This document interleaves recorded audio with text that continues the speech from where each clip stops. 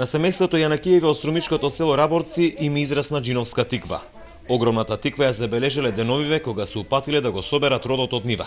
Меѓу многуте засадени тикви имало и печескорени така наречената божикина тиква, која, откако ја засадиле, нито ја виделе, нито ја наводнувале. Деновиве кога отишле да го соберат родот, биле изненадени од големината која стана вистинска атракција во селото Раборци.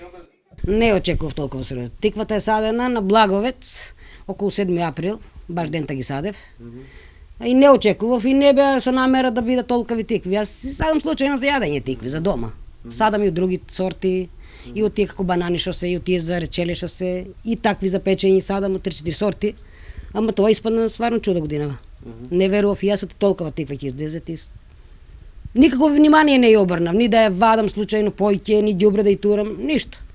Е така случајно се роди таа тиква. Тетка Ружа сега не знае што да прави со толкова огромна тиква.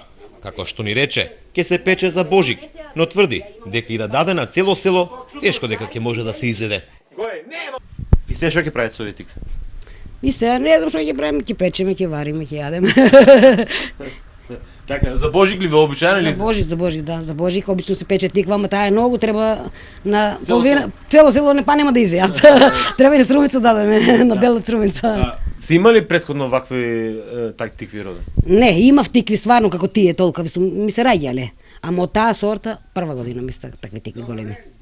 Според проценките тиквата тежи околу 100 килограми. Не е прв пат во Струмичко да израснат огромни тикви, кои обично жителите ги садат за сопствени потреби.